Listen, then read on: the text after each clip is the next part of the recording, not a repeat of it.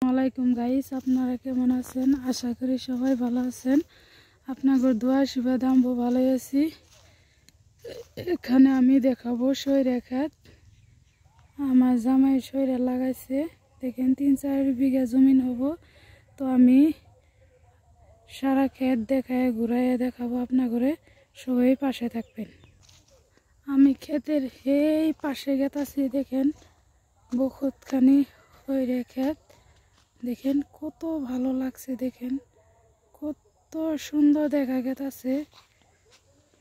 দেখেন কত ভালো লাগতো। দেখেন আমি অলরেডি মাঝখানে আয় পড়ছি ক্ষেতের, তাও সয়রা ক্ষেত শেষ হয় না। দেখেন দেখেন কত ভালো লাগছে। দেখেন বহুত এরিয়া, তো আমি মাঝখানে আইসে পড়ছি। দেখেন এই যে খেরেপাল্লা ঘর দেখা গেছে, সেইটা আমার বাড়ি। দেখছেন খেরেপাল্লা, আমি বর্তমান মাঝখানে আইসা পড়ছি। দেখেন তাও ক্ষেতের শেষ পাই নেই, আরও বহুত যাওয়া লাগবো।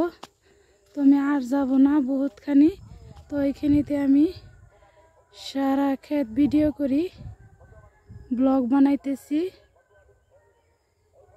দেখেন কত ভালো লাগছে, ফুল ফুটে আছে। দেখেন ওখানে আঙ্গুরের বাগান, সুপারি বাগান আপনাদের দেখাবো। দেখেন বহুত দূরে আইছি, এই যে দেখেন খেরেপাল্লা দেখলেই বুঝবেন যে ওখানে আঙ্গুর বাড়ি। তো ভিডিওটা সবাই লাইক, কমেন্ট, শেয়ার, সাবস্ক্রাইব করবেন।